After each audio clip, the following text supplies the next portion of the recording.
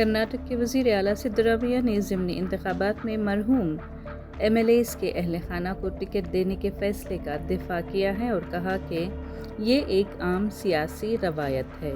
انہوں نے BJP کی جانب سے خاندانی سیاست کے الزام کو مسترد کرتے ہوئے کہا کہ کانگریس نے امیدواروں کے انتخاب میں وہی طریقہ اختیار کیا ہے جو ماضی میں بھی استعمال ہوتا رہا ہے۔ یہ ضمنی انتخابات کانگریس کے MLAs شامنور شیو شنکرپا اور HY میٹی کے انتقال کے بعد منعقد ہو رہے ہیں، جو بالترتیب داون گرے ساؤتھ اور باگل کوٹ کی نمائندگی کر رہے ہیں۔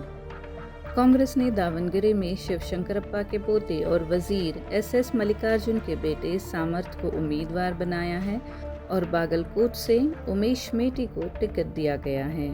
ان کا مقابلہ BJP کے امیدوار T داسا کریپا اور ویربھدریا چرنٹیمٹ سے ہوگا۔ سدرامیا نے کہا کہ اقلیتیں قیام آزادی سے ہی کانگریس کی حمایت کرتی آئی ہیں اور اس بار بھی صورتحال مختلف نہیں ہوگی۔ انہوں نے یقین ظاہر کیا کہ کانگریس دونوں نشستیں برقرار رکھے گی۔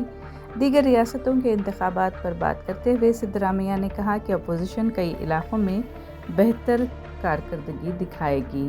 ان کے مطابق مغربی بنگال میں ترنمول کانگریس، تمل ناڈو میں DMK اور کیرالہ میں UDF کامیاب ہوگی اور BJP ہر جگہ کامیاب نہیں ہو سکے گی۔